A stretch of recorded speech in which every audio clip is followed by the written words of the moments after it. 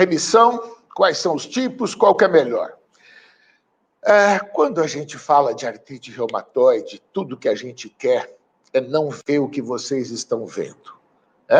Isso é aquilo que nós desejamos, e isso é o que eu quero que o paciente entenda, que o paciente me ajude a ajudá-lo.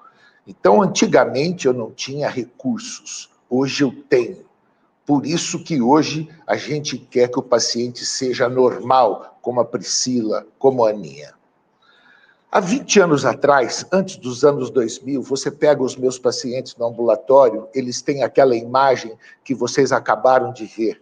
Se vocês pegam os pacientes de 20 anos para cá, a partir dos anos 2000, é o que nós estamos vendo hoje, que nós não temos mais defeito nas articulações. Isso, claro, porque a gente aumentou a dose do metotrexate, nós usamos vários artifícios para ver se aquilo estava funcionando. Nós estamos ensinando a rede pública a encaminhar os pacientes para o centro especializado para o diagnóstico mais precoce.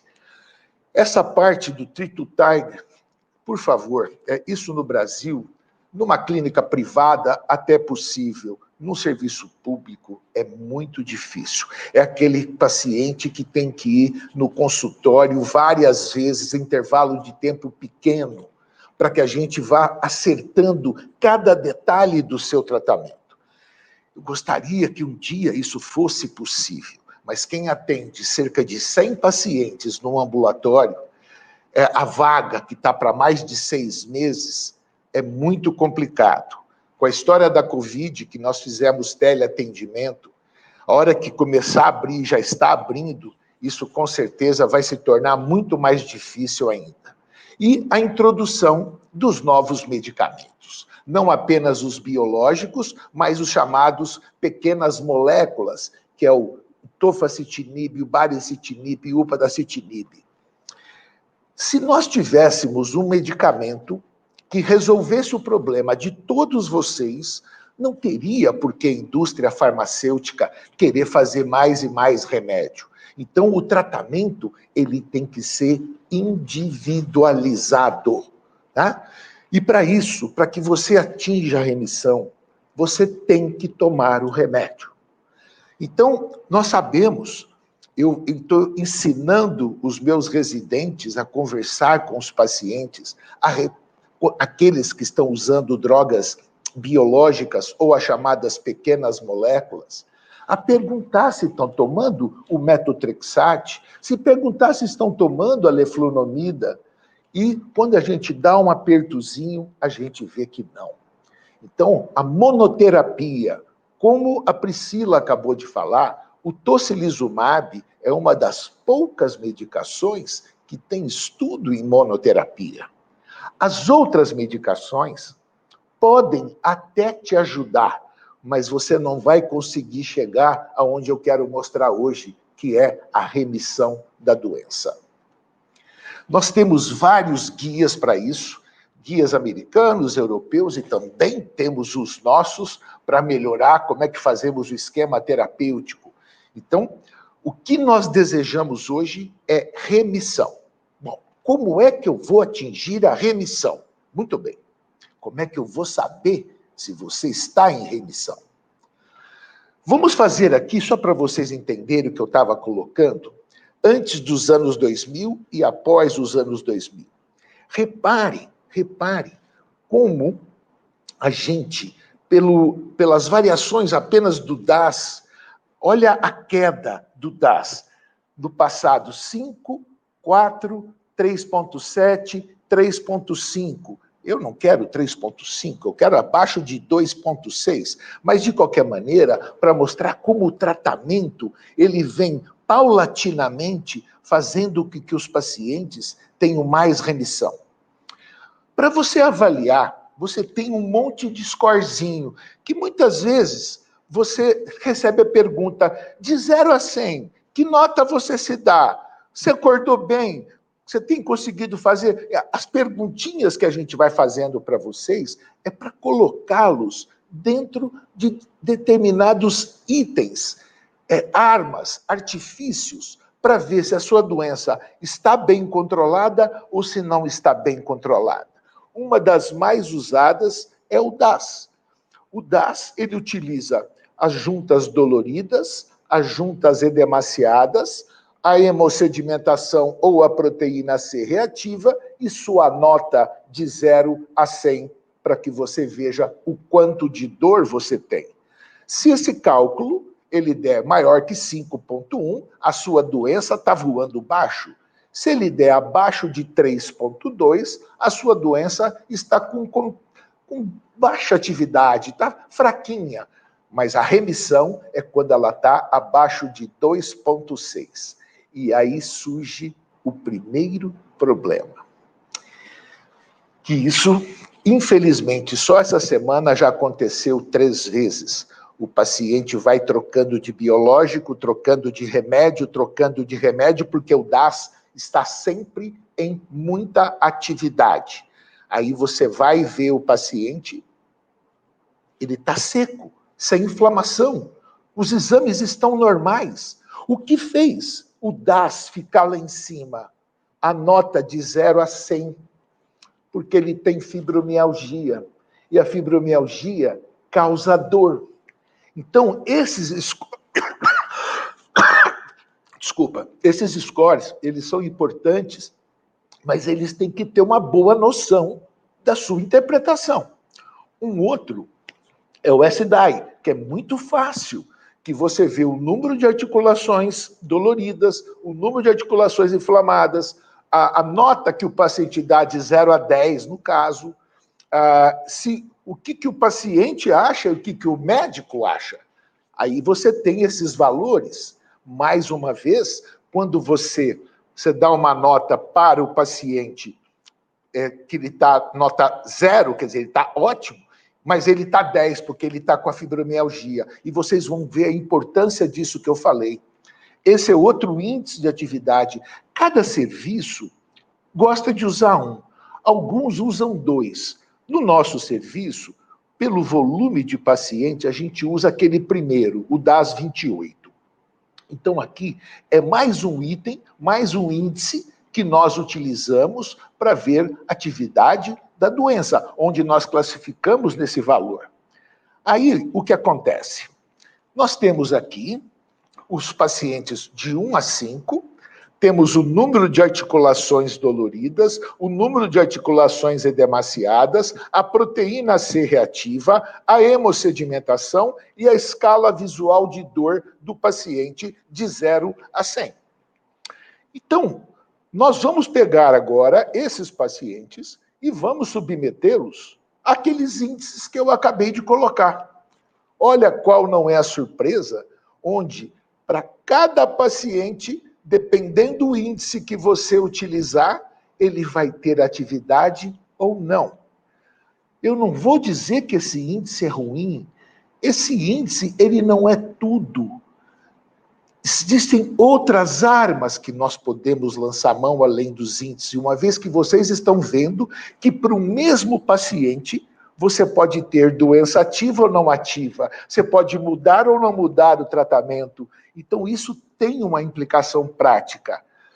Daí a importância de, quando você vai fazer isso, não apenas ficar olhando para aquelas 28 articulações, mas examinar o paciente, tocar em cada uma delas, ver a temperatura, ver se há mudança de cor, ver a rigidez matinal, ver os exames laboratoriais, ou seja, põe a mão no paciente, porque com isso você sabe se ele está ou não em atividade.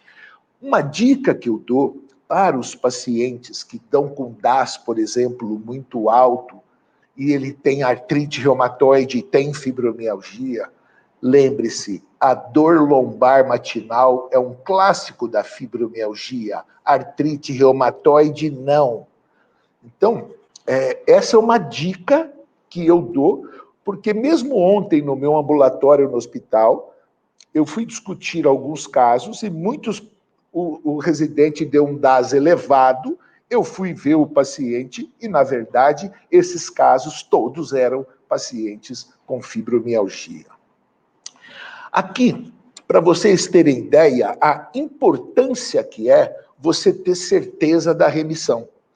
Porque aqueles pacientes que você tem o DAS mais baixo, o SDAI mais baixo, o CDAI mais baixo, eles têm uma menor progressão radiológica. Então, a porcentagem de pacientes que ficam sem deformidade é muito superior àqueles que mantêm atividade. Então, o que acontece? Você vai no ambulatório, você está com uma atividade um pouquinho, ao invés de eu mexer no seu tratamento, eu aumento um pouquinho o corticoide, eu te dou um anti-inflamatório, e isso vai fazer o quê? Vai fazer você melhorar. Melhorar da doença? Não, melhorar do seu sintoma. Então, eu vou dar um exemplo de uma paciente que estava usando o metotrexate e estava usando o anti-TNF. Ela deu, o DAS dela deu 0. Praticamente 0. Ela não tinha nenhuma queixa, ela não tinha nenhum exame alterado, no exame físico ela não tinha nenhuma anormalidade de inflamação.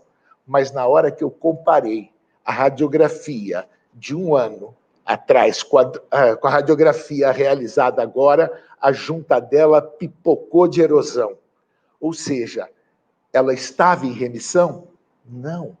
Apesar dos índices, apesar do exame clínico me dizer que sim, na hora que eu vou ver o raio-x, porque aquilo que eu quero é não deixar nenhum de vocês igual aquelas primeiras fotos que eu mostrei.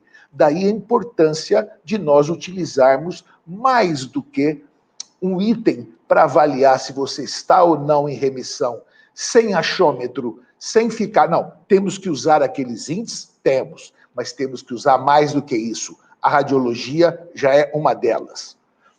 Os pacientes que estão em remissão, quer seja através do DAS ou através dos critérios ACR ou LAR, olha o que acontece quando você vê a dor, que é aquele RAC que mede a qualidade de vida. Os pacientes que estão em remissão, eles estão muito melhores do que aqueles que não estão em remissão. Quando você fala imagem, claro, uma radiografia num paciente que está com a doença estabilizada, um paciente que já tem uma doença já de longa duração, ele pode ser suficiente. Mas vamos dizer agora que você tem um paciente que é fator reumatoide anti-CCP positivo, que traduz uma doença de maior agressividade. Lembrando, quanto mais alto o fator reumatoide, mais grave a doença. Quanto mais alto o anti-CCP, mais destrutiva é a doença. Então, essa combinação, fator reumatoide e anti-CCP, requer um olhar especial do médico. Então, o paciente chega... eu estou tendo uma rigidez matinal de 20 minutos.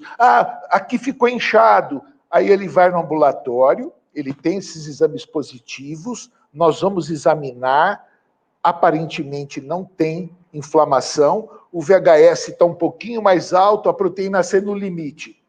Então aí, nós temos que lançar mão de tecnologia. Porque se eu for analisar apenas por aqueles índices, eu posso achar que ele está em remissão, mas ele tem algumas queixas que me diz que não está. Então, eu posso lançar mão de 2 artifícios. A ultrassonografia, não é qualquer ultrassonografia, é a chamada Power Doppler. Ela tem um transdutor de 8 a 11 MHz, que ela consegue ver a quantidade de sangue que está na membrana que cobre a articulação, que não deve ver normalmente. Qual o problema deste exame? Ele é operador dependente. Se o médico está de mau humor, o médico está com pressa, ele pode dar negativo o Power Doppler, ou ele pode fazer dar positivo num paciente que não está. Então, o médico tem que ter experiência, tem que saber fazer. Então, quando vocês forem realizar um ultrassom Power Doppler, a minha orientação é saber aonde você está fazendo. Claro que um hospital das clínicas, um hospital São Paulo, uma Santa Casa, uma Unicamp, pelo amor de Deus, não se questiona. Por favor, eu estou citando apenas alguns mais conhecidos. Existem vários serviços maravilhosos pelo Brasil afora. Mas é muito importante o médico.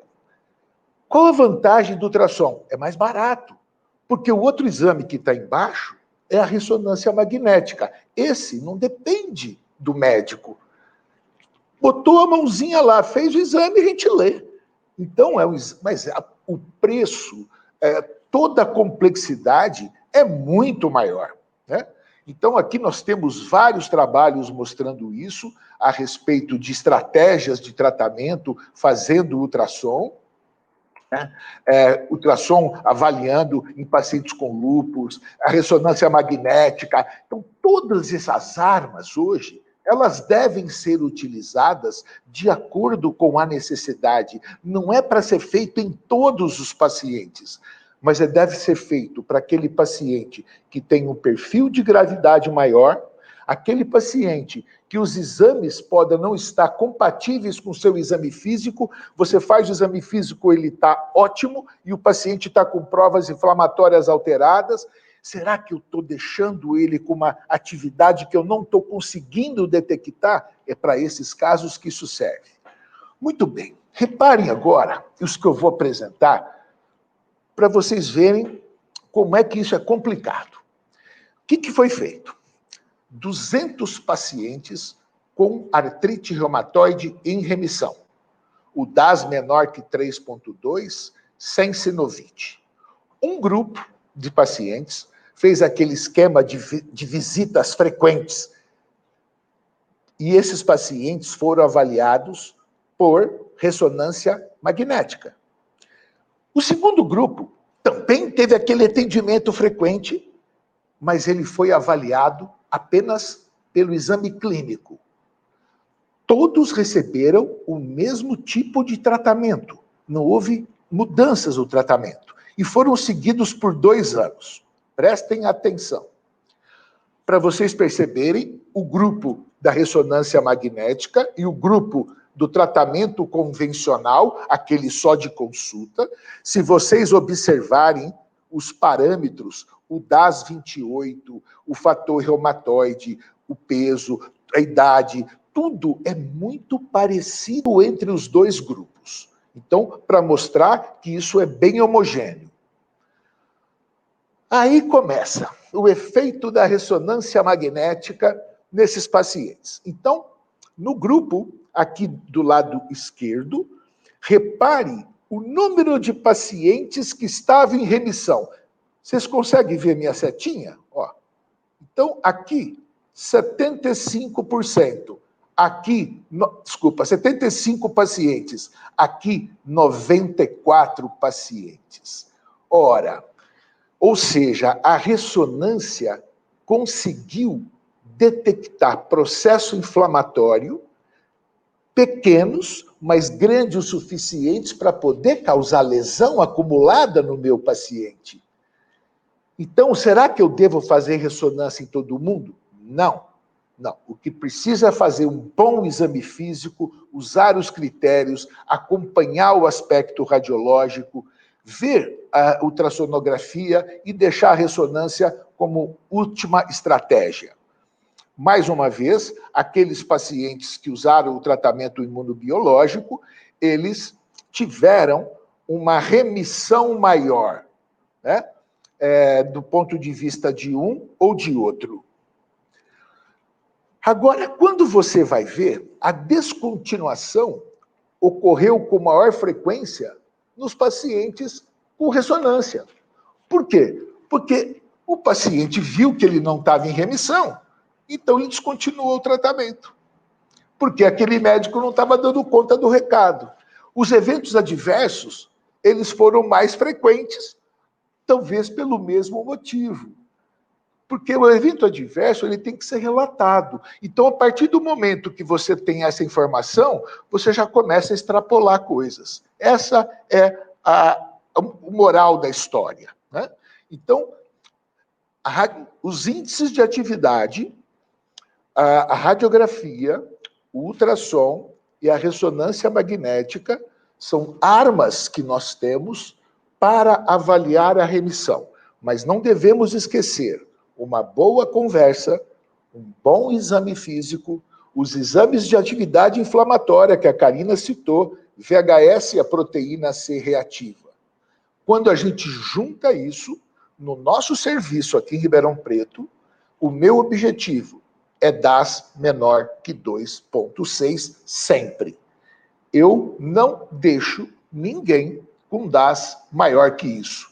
Claro que tem uma meia dúzia de pacientes que você inventa tudo que pode inventar e não consegue porque a doença é muito agressiva, mas isso é exceção. Então, quando nós vamos falar do tratamento para que você atinja a remissão, nós temos que conversar com o paciente e ver quais são as suas preferências. Então, no hospital, quando eu vejo que o paciente tem pouco entendimento, eu faço medicação assistida.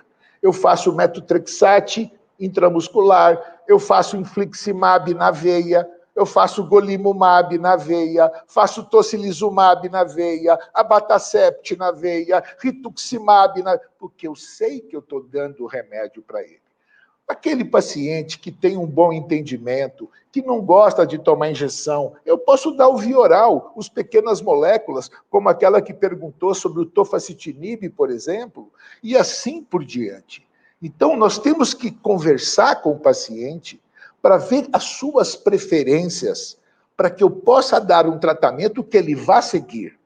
E lembrar, os pacientes devem sempre utilizar o metotrexate, salvo o tocilizumab, que pode não usar, salvo as pequenas moléculas, que é o tofacitinib, o baricitinib e o upadacitinib. Essas três também têm estudo em não usar. Tá? Esse aqui é um trabalho que a Ieda mostrou, eu acho muito bacana. Foi feito com paciente. Chegaram para vocês e falaram, o que é remissão para você? Então, aqui está, estar curado, não sentir qualquer dor, não ter mais juntas inchadas, não precisar de remédios, para dor, obviamente, estar sem a doença, mas sabendo que ela pode voltar, e poder fazer tudo o que eu quero. Olha só o que o paciente acha. Né? E lembrar que grande parte desses pacientes foi do serviço público. Para mim, a remissão é estar tudo isso, mas para mim, como médico, o que eu quero é que você não tenha defeito. Eu quero fazer você ficar bem hoje e ficar bem lá na frente. Antigamente, aqueles pacientes do primeiro slide, aqueles pacientes, eles iam para uma cadeira de roda, iam para uma cama, pegavam uma pneumonia e morriam. Hoje, os nossos pacientes morrem de velho ou de infarto, como diz a Karina. Então, cuide-se, por favor. Outra coisa, o que as pessoas definem como ter um bom dia? Eu vou traduzir para vocês, meninos. Uma coisa que uma das pacientes perguntou, fadiga. A fadiga é a falta de energia, é uma manifestação clínica muito, muito importante. E, normalmente, ela traduz a atividade de doença. Então, não é só dor, não é só inchaço, não é só rigidez matinal. O cansaço, o desânimo, é também um dos itens a ser avaliados na remissão. Mais uma vez, cuidado, porque depois das dores, o sintoma mais comum na fibromialgia é a fadiga. E mais uma vez eu estou dizendo da fibromialgia, porque eu peguei pacientes mudando de droga biológica, porque não melhorava com nenhuma. Na verdade, o médico apenas esqueceu de tratar a fibromialgia. Ter um dia livre de dor, não ter rigidez matinal, se tiver dor que seja fugaz, que tenha coisas boas para ser feita, poder fazer atividades fora de casa e assim por diante, ter um bom trabalho e tudo isso, né? Você poder cozinhar com os amigos e com a família e assim por diante. Então, a questão de você definir um bom dia envolve muitas coisas, e é isso que nós temos que avaliar E isso não tem índice que meça. Isso também é remissão da doença. Então, isso só vai ser descoberto se nós conversarmos com o paciente. Se nós não tivermos um bate-papo, não botarmos a mão, isso não vai acontecer. Mais uma vez, a diferença que dá quando você tem ou não tem sinovite em pacientes assintomáticos. Então, pacientes assintomáticos que fizeram ultrassom tiveram uma pequena porcentagem de sinovite. Os pacientes que tiveram um discreto dolorimento, mas sem edema, também tinham mais sinovite ainda. E aqueles pacientes que, obviamente, já apresentavam, praticamente 80%, eles apresentavam sinovite. O que isso acarreta? Perda funcional, ou seja, não está em remissão. E aqui, mais uma vez, agora em várias doenças, usando as drogas imunobiológicas, mostrando que os pacientes que usaram medicamentos, que tiveram estratégia de remissão do DAS, olha o que acontece, a diferença que há entre a progressão radiográfica. A diferença é gritante, gente, é gritante. Então, você ter um controle da doença faz uma diferença enorme no seu futuro. Então, quanto mais precoce você iniciar o tratamento, quanto mais você aderir ao tratamento, maior a sua chance de ter remissão. Então, a ausência da inflamação, que é a sinovite. Sinovia é a membrana que cobre a junta. Sinovite é a inflamação dessa membrana. É fundamental para você não ter deformidade. Dor, rigidez, fadiga são sintomas muito importantes para avaliar a atividade de doença, que muitas vezes esses índices não medem. E para uma boa evolução, é necessário que nós examinemos o paciente, junta por junta, para que nós saibamos se ele está ou não em atividade. Então, eu mostrei para vocês a teoria, os índices, a radiografia, o ultrassom, a ressonância magnética. Mas, na minha experiência, se você utilizar o seu conhecimento médico, a sua boa vontade, e você, paciente, seguir as recomendações de alguém que quer o seu bem, que você está sentindo segurança, isso sim é que assim nós vamos conseguir atingir a remissão. Muito obrigado.